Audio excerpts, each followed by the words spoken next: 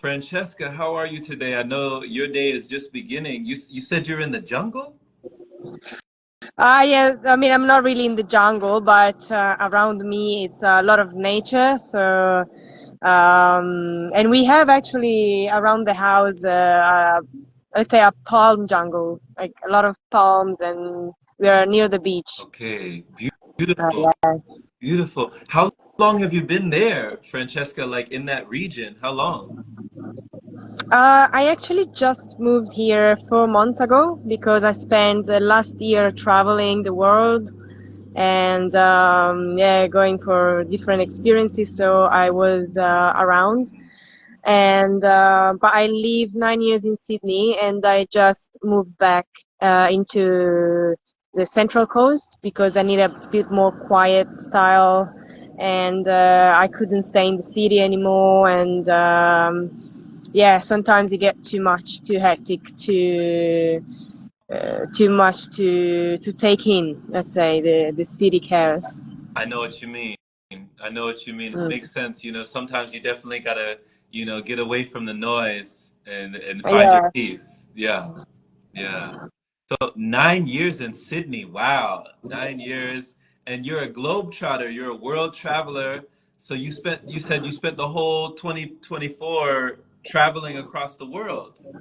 Yes, yes, kind of. Yes. I've been in many places, and I would say the biggest destinations for me were deserts in this year. I went to the Sinai Desert in Egypt, Sonora Desert in Mexico. I was feeling a great connection, yeah, with the desert, its power, and so I was exploring that. Wow, that desert power. Desert power. It reminds me Yeah. of there's a book series that reminds me of Dune. They there was a Uh, power. You've heard of that series? yes. I heard about that, and it's so true. Like the silence of the desert is so Mm. filling. Sometimes we don't see it, like we don't see it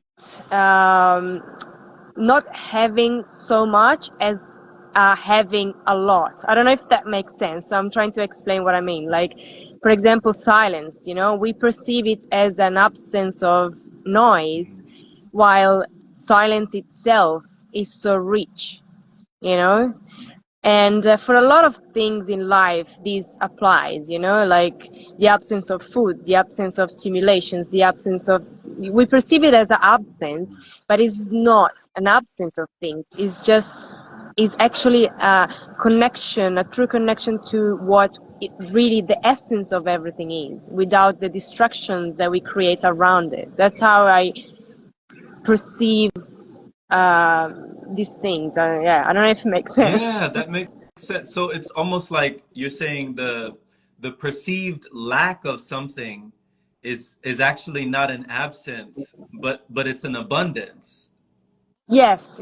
Sorry. Yeah, you said that better. You, I Yeah. mean, that's what I'm hearing. That's what I'm hearing from Yes, you, that yes. it's That's exactly what I mean. okay, Yes. okay. And when did you realize like that? When did you kind of come into that consciousness, that concept, that awareness? When did you adopt that philosophy? It was very gradual in my life, but there were some events that speed up a little bit this process. So I think it all started when I was looking into becoming like vegetarian. I come from Italy, okay, that's my origin, Oh, and okay. yeah, culturally we are very, very, very much into eating meats, eating a lot, and it's not just about feeding our body. It's about social reunion. It's family. It's friends. It's all about eating and drinking and stuff like that. So I think a bit naturally I started to detach to this lifestyle.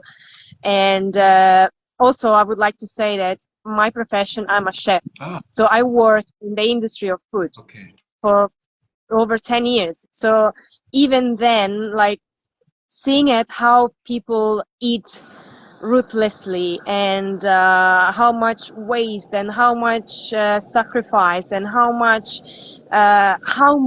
there is in there, it react in myself in like a feeling disgust, and then wanting to change myself, actually needing to change myself. I was like, I couldn't take this anymore. So I was like, okay, I want to start to be vegetarian, but then soon it became, I want to be vegan, and soon it's like, even that is too much. And I randomly came across some videos about breatharianism, especially Ray Mahor, because I think he's the guy that is probably one of the most present on YouTube and explaining things. So I got very curious, and I started to research as much as I could. I look every video I could find. I bought the books about, and I was like, this is really, really interesting. I need to try it on myself to understand if it's real, if it's true, if it can be done, if it's a myth. So I decided to participate to an initiation by Ray Mahor. I went in Spain, and I did that. Even like when I took the decision itself, I started to change everything in my life. So just taking that decision, I started to feel less hungry. I didn't want anything anymore. I was more connected to nature, and everything was just an escalation of things. When I came back from the retreat, I used to have my own shop in Sydney. I had a bakery, an Italian bakery.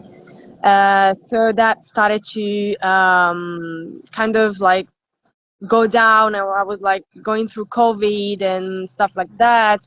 I lost a lot of money because I was investing in crypto. Anyway, lots of stories. Anyway, in that month, I lost so much, and that reconnect to the what we were talking about before, the losing of all these material things. It kind of switched something into my being, and I started to perceiving this loss as actually a stream of abundance that it was coming to me, of consciousness, awareness, of like, I am going after this material belonging, and could be, I don't know, money, the shop, the thing, and all these doesn't.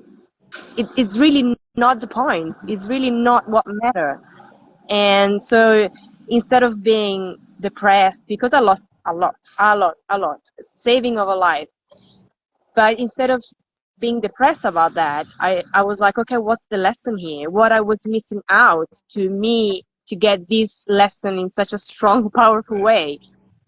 And I completely changed my perception of everything. And it changed my life. And now I want to share this with others. So I'm still a chef, and I think I am destined to do so my whole life, although I'm a weird chef because I'm a Breatharian chef, but that's fine. But I also think that, first of all, like being a Breatharian, it's not for everyone. And even taking small steps towards understanding that less is better, it changed the whole world. And we can only take little steps. We cannot jump into great things. Otherwise, you can continue the sentence. But yeah. Very true. Very true. Thank you for this. Thank you, Francesca. Just, just grazie mille, grazie mille. Thank you for walking us down memory lane and giving us your origin story of how you came into this awareness from, just losing everything. Like you said, losing everything and then gaining everything in a whole new perception, a whole new perspective, and a whole new directive, within the collective. So, wow, this is tremendous, because just going back to what you said in the beginning about being a chef and witnessing, you said ruthless. You said you witnessed ruthless eating. Can you touch on that for a second and just describe what you meant by ruthless eating that you witnessed in people in your environment? Yeah, so obviously working in restaurants, but also as a private chef and events, see really how people eat without even understanding what are they eating, first of all, and how they eating, and even like sometimes they don't even have that perception of satiety or hunger. It's I don't know. It's like, I don't know how to explain this, but it's like the more I can take, the more I can eat, the better it is, and also like the connection to all this eating without choosing, or without, not without, yeah, without knowing. It take people to so many diseases and health problems, and they always point other things like, oh, maybe it's because I don't do this or I don't do that, but not, they never Yeah. connect all the diseases towards the food, which is the main cause of disease nowadays. Wow. Like, we could really uh, point out any disease towards what we are eating and how we are treating our internal organs and stuff like that. I decided to study nutrition as well, to be able to help people understanding this a bit more. Mhm. It's so important, It is. and yet our society wants us to consume more. So it's gonna, everything that we see around, the information that we get, is all marketing information to, in order for you to consume more, to buy more, to get more. And this, it, it really irritates me. I don't know. It's like, it makes me feel bad, you I know? know. It's a rip-off. Yeah.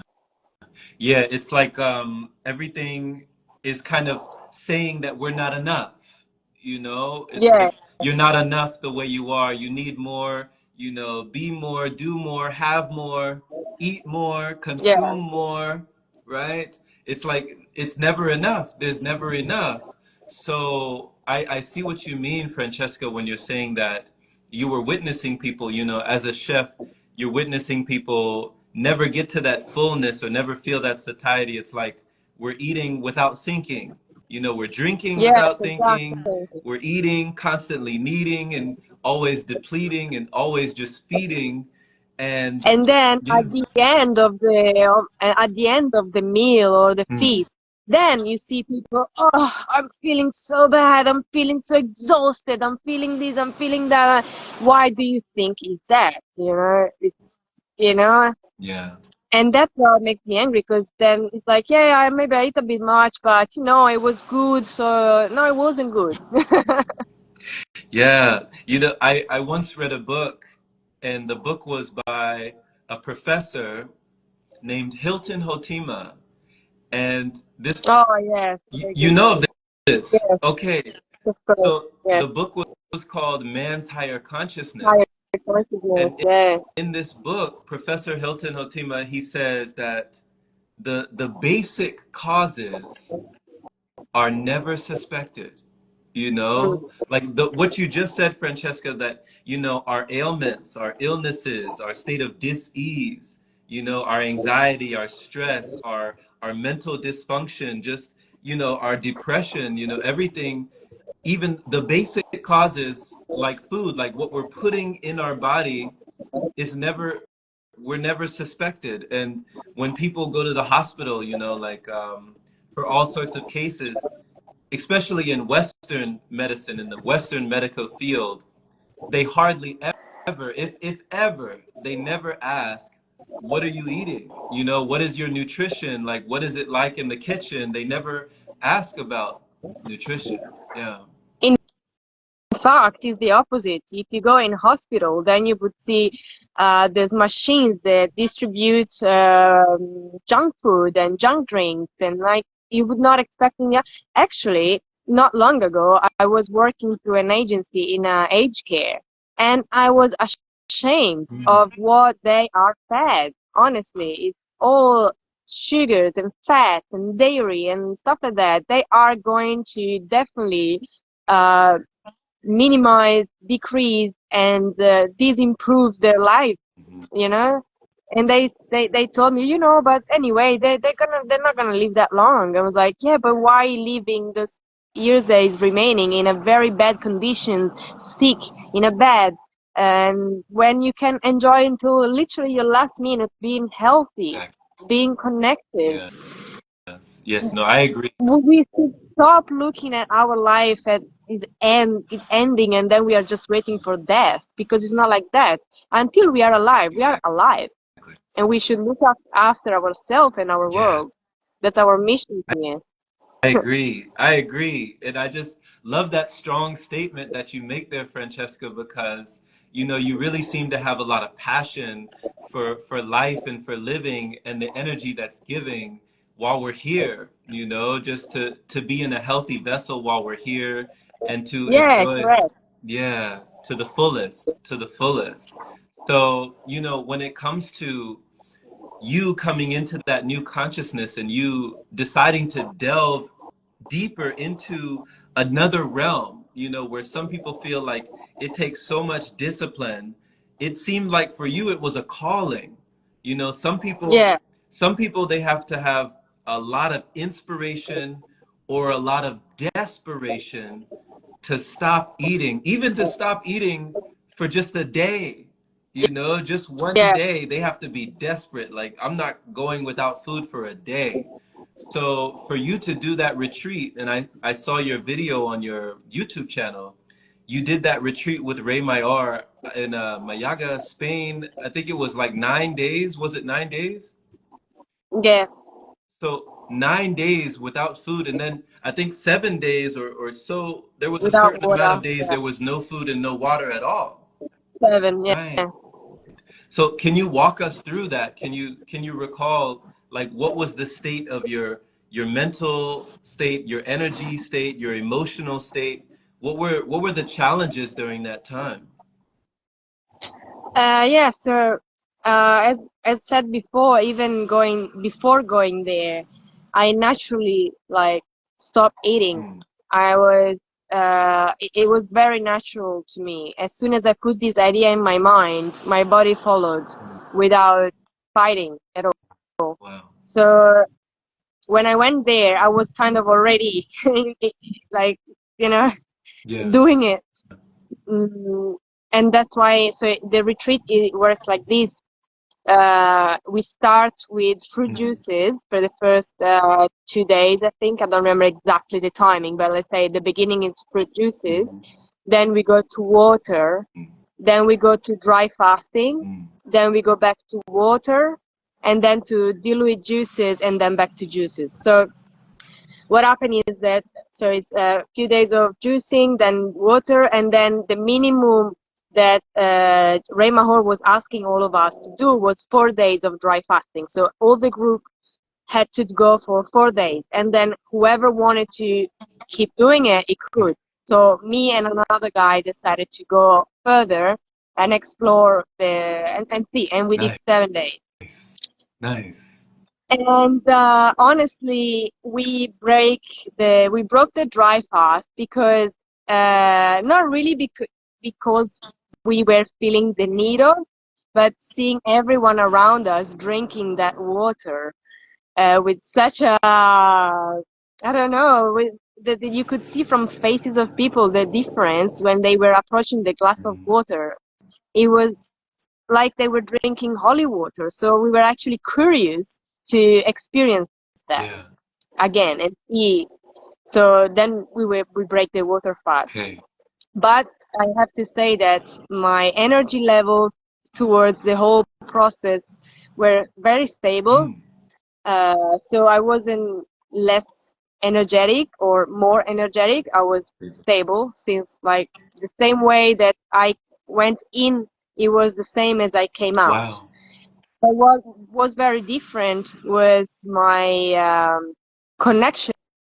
Like I was feeling this bliss, that, like especially throughout the dry Hmm. fasting, I was feeling like a happiness that was arising here, and it was just like spreading. I don't know how to describe, because it was a feeling, an Hmm. emotion, But I was like feeling this happiness everywhere around me, and I could also feel that my sight, the way I was looking outside and seeing the leaves, the flowers, it was different. The way I see is different. My eyes perceive colors differently. Mm-hmm. My eyesight got better. These ones are new glasses. I had to change it. Oh. Like, not much, but Mm-hmm. slightly. My sight improved actually after the dry fast. Wow. Um, How did how did you respond so to that? What did that tell you about your body, and what was your reaction when your eyesight improved? well, that was a confirmation of what I already knew because I read that book, and also what's the name of the other guy? I'm sure you know it. The irrational fasting. Arnold Who, Ehret. Arnold Ehret. Ireland, Mm-hmm. exactly, which also talks a lot about the food being first cause of disease. Mm. So that was just a confirmation of how my body was healing itself and going back towards the maximum potential of life and my vessel. Yeah, so excluding food was not bringing me to less energy, but was bringing me to more potential, to uh, embodying actually what I'm supposed to Wow. be. Wow. This is tremendous. This is awesome. Just to hear these words with this confirmation that you're giving right now and letting people know that it's possible, because some people, they don't even know that they have options. They feel like Yeah, there's no option, even when it comes to, being raised eating animals and animal products, like eating animal flesh and just eating like what they call a carnivore diet, eating a meat-centric diet. mm, There's people that say that they actually have a lot of empathy for animals, but when they were growing up, they didn't know that they didn't have to eat animals because they were just taught, all the time that this is what you have to eat, like you have to. So they were like, yeah, I wish I didn't have to. They didn't want to, but they didn't know that they had options available. So for somebody to witness yourself and for you to witness yourself going through these times with no food and no water, and your energy is stable. I mean, when I watched your video, Francesca, when I watched your vlogging video for this retreat, you were videotaping people. They were playing tennis. yes, They were exactly. they were They were playing dry tennis. fasting. Say They again? were dry fasting in that moment. They were actually the fourth day of no food, no food more, and no water. And they were playing Yeah, tennis. And I was like, like people wouldn't believe me if I don't film them, yeah, you know, because you think that you can die, right. but they were far away from being dead. Right. They had so much life and so much vitality. Yes, So yes. where do you feel like that idea comes from, the thought that if I don't eat, I'll die? Like where does that come from? Well, for me, it's clear because if we don't eat, then we don't buy. If we don't buy, we don't, and then the food industry, it's not just food. It's about a lot of things around. It's restaurants, it's packaging, it's products, and if I make you think that you need that for living, then no one is excluded, because I cannot convince you that this shirt you need it for living. Mm, You don't right. actually. But food, if I make you think you need it, otherwise you die, then you consume, you eat.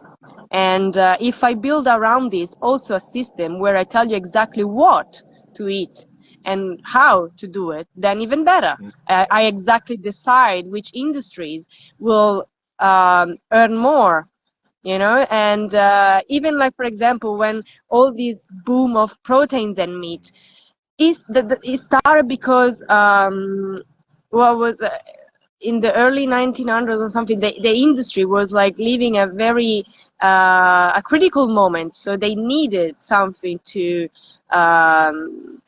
sell more.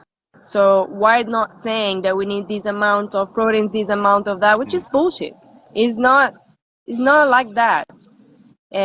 Or even the dairy industry. Okay, there was a time where milk was overflowing, was too much. So let's say that eating cheese is good for your health. Let's say this and that. So we create a system around it Right. where you cannot really refuse, because if I say and the doctors say you have to, then you believe it, you Right. trust. But it's the same thing trusting, for me at least, but this is just my humble opinion, but trusting this doctor or trusting the priest in the church, for me is the Right. same. You know, I'm trusting someone without really knowing if it's true or not. Like anyone can be actually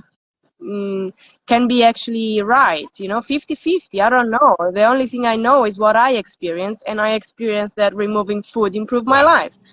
Wow. There it is. What else can I There say? it is. You know, you have that clear evidence through your lived experience. That's the most powerful testimony anyone could have, you know, just coming from your own lived experience, your own personal knowledge that you discovered through going through it and growing through it. Because I agree with you, Francesca, you know, coming up in school, you know, I mean, we had the food pyramid, right? We had all this programming, Yeah, the protein programming, the food pyramid, and all of those food, you know, pretty much all of the products on the food pyramid were mucus forming foods, you know, things that were just going to clog up and junk up the pipes in the body and really just prevent, you know, you from functioning properly. And it was like structured that way. It was a food pyramid, you know, it was structured yeah. for you to kind of stay in a state of dis-ease and to continually go to the doctor, and then, you know, then come the pills, and every pill needs another pill, and then every pill needs another pill, you know. So you're right, you're right. We've seen just the programming and how it's so embedded in Yeah. society and the way that we live. And when you're talking about going to these retreats where you're witnessing, you know, people getting together and they're feeling so much life by doing something completely opposite from the rest of the world, like from the rest of society. What was your observation of Ray Mayor? You know, what was, because I know, you know, he's very logical, down to earth, kind of scientific. What did you? And I think Hmm. that's why I actually connected with him a Okay. lot, because I am like that. Okay.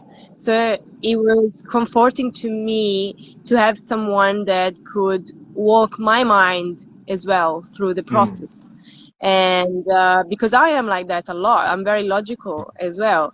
And sometimes I struggle to see all the, I don't know, the metaphysics around. I don't know how to Mhm. say. But it's undeniable, you know. It is logical as well, and we have to start thinking this way, because science is also another religion. You know what I Right. mean? It's not different to that. Mm. And then I started actually, and to be very passionate about the study of religion. So I started to pick all the ancient knowledge and read about it, practice it, compare it, and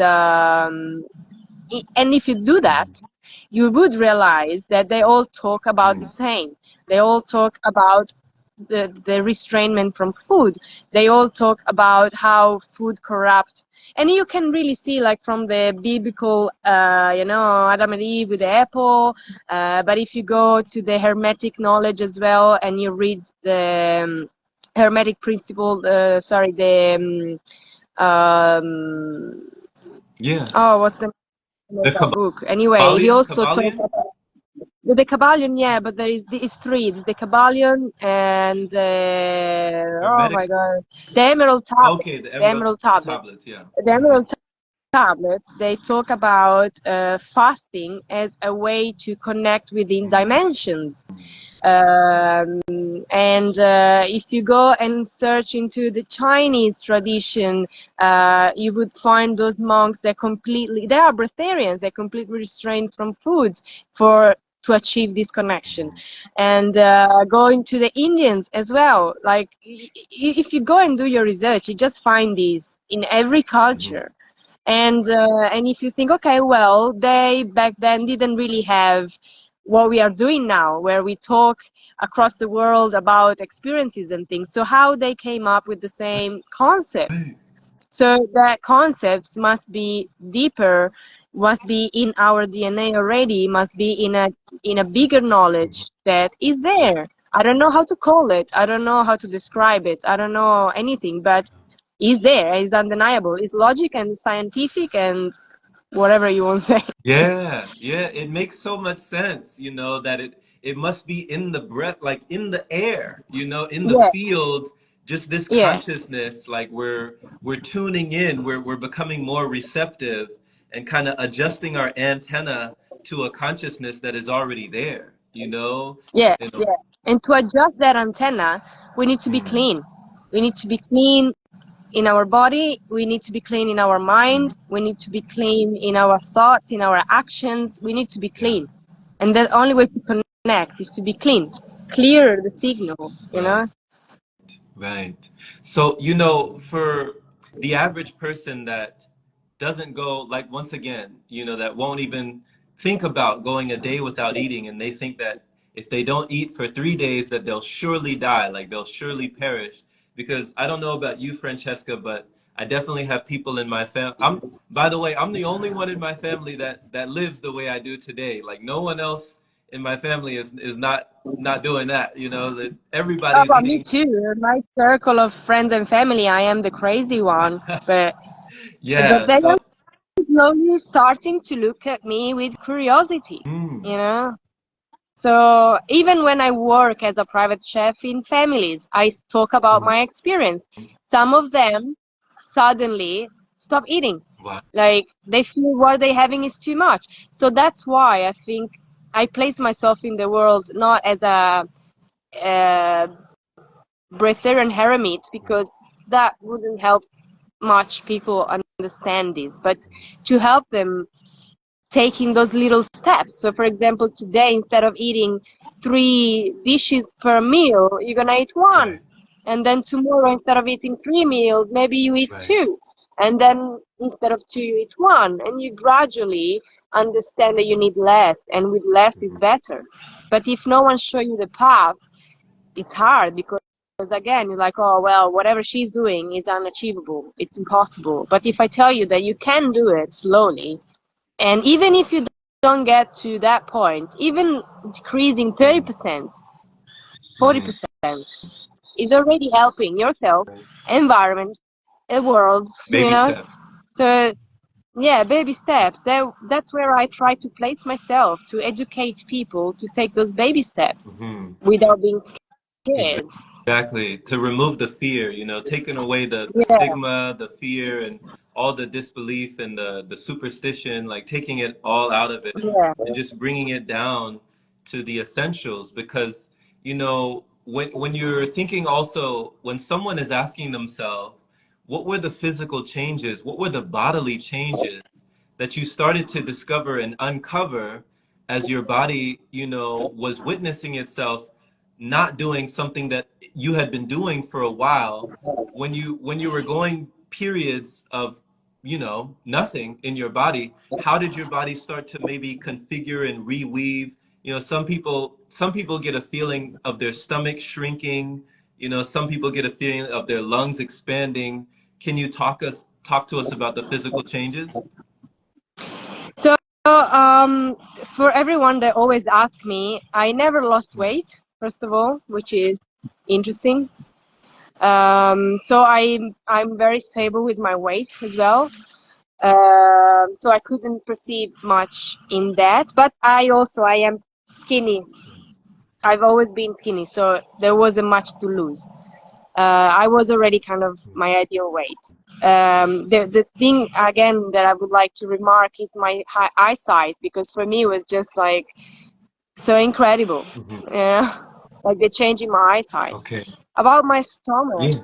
I don't know. I probably didn't think much about that, or I wasn't focusing on that, but I didn't feel much about shrinking or Some anything people about. wonder about cravings. They're wondering like, how do I stop? You spontaneously, you were like, I'm gonna do this, and your body obeyed. Like your mind and your body came into alignment, and you just Yeah. obeyed your directive. You said, I'm gonna do this. This is the way, and your body said, okay.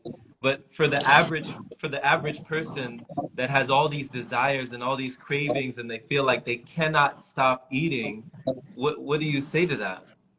So, um, what I would say to that is that probably if we don't see things, we also don't want things. So try to avoid like going in the city center where it's full of stimulation and restaurants and things. Do something else instead. Mm, Read a book. For example, Hilton Otema book or Arnold Ehret book, something that will teach you more about the lifestyle instead of going in the mouth of mm, the lion, you know what I mean? Maybe instead of going to the all-you-can-eat restaurants, go to a very expensive restaurant and buy one thing only. Instead of going to the supermarket and buy everything you can, and then when you're at home you feel tempted, don't buy anything but fruits and have a juicer always ready there. So when you feel the craving, juice something and drink it, and you can be surprised how much juices can be yeah. delicious if you are a little bit creative. The flavors of real fruit is so amazing and Mhm. sweet. So when you feel like something sweet, go for a sweet juice, and that will like really satisfy the craving. And the cravings, let's remember this, the cravings are the results of addiction. Mm, Is the I always like this comparison with like if I take heroin, and that I know it's strong, but I want to make it strong because it's that mhm. strong. If I take heroin, I want to go back to that, and if I don't take heroin, I will feel awful Right, right. physically. But how do? You keep taking heroin. Is that the way? Mm, Or you force yourself, lock yourself up in a room until you detox and you don't feel the craving anymore. So I'm sorry to be uh, so straightforward, but that's the way. There's no how can I say, technique, rather than like start to really avoid every temptation and do your best to don't be around what can stimulate right. the craving. So removing the temptation, just remove like the friction with the temptation, don't have, a birthday cake and a blueberry pie on the counter when you're trying to stop, eating. Exactly, Yeah. yeah. Yeah, that makes sense. That makes total sense because when you say that, just stopping, as people call it, cold turkey, just cutting it out cold turkey, when you're talking about this, Francesca, some people they use methods. Like some people use different modalities, and some people they feel like the only way that they can reduce their cravings is with like breath work or, meditation or energy Anyone work. can find their technique as well. I'm sure everything helps, but if you still live around food and rubbish food, you can do all the breath work you want, but Exactly. you know. Right. So for you, for yourself, there was no method. You just knew it in your mind and you just stopped. Yeah, and also remember, I work in the food industry, so after seeing all that food, so much food, always around food, for me was like a, a reaction to that, because I was in too much, like if you eat too much Nutella, then you don't want any more forever. I was uh, in that kind of situation. For me, it was different because I was around it all the time, 24 hours, and I was like, I don't want any more. Hmm. Yeah, So I know it was kind of easier for me in a because way, you but had already become like it was so over inundated. You were like inundated with all of it. It yeah, was just too much. Like somebody would say that, you know, we suffer more from indigestion than we do from starvation, you know? Oh, yes, oh, I agree so much. I agree so Yeah, much. yeah. So just like seeing it all the time in your face all the time, it seemed like it developed like there was an aversion that it was like, you know what? This is not my world, you know? Yeah. But it is your world when it comes to being a chef. Like you, I love how you called yourself. You said, I'm a breatharian chef." So how do those two go hand in hand when you're preparing food and making different dishes, but you're not consuming? How does that work? So um, I'm not consuming food. And also after 10 years of experience, I kind of know all the taste by heart, Mhm, sort of thing. I still sometimes taste mhm, things. I'm not like completely, how can I say, out of not touching anything. I do taste mhm, things, especially if I don't know what I'm doing or if it's a new recipe. But also what I cook is very clean. It's very, and that's where I place myself. I want to teach mhm, people to get to more to natural eating, using more fruits and vegetables and less cooking, mhm, less oils and stuff like that. So I do taste if I need to, mhm. but I would not eat a meal, that's for Okay, sure. Um, okay. and also, like, yeah, most of the things I really know how it tastes like, Hmm. you know? You've been there, you've done that, you know, you've already Yeah. done that. So when it does come to what you do consume, what do you consume? Earlier, you know, you spoke about, you know, the how fruit juice can be delicious when you're juicing fruits. Do you still drink juices? Like what do you Yes, consume on the yes. daily? Yes, I do drink juices. Although, actually, for a while, I was even following like a raw vegan group after I did my Breatharian things to kind of see how I could, I was experimenting different things. So, and I'm still, I don't have the truth in my hands. I'm still experimenting. So I started to follow this group, and they had a protocol on how to do this juice fast, and you had to drink so much juice and stuff to detox. And I started to do it, but even then was so much juice, I could not have it. Hmm. So I was like, oh, I am a free person. I'm just gonna do whatever I want. So I do juice if I feel like. If I don't, I don't.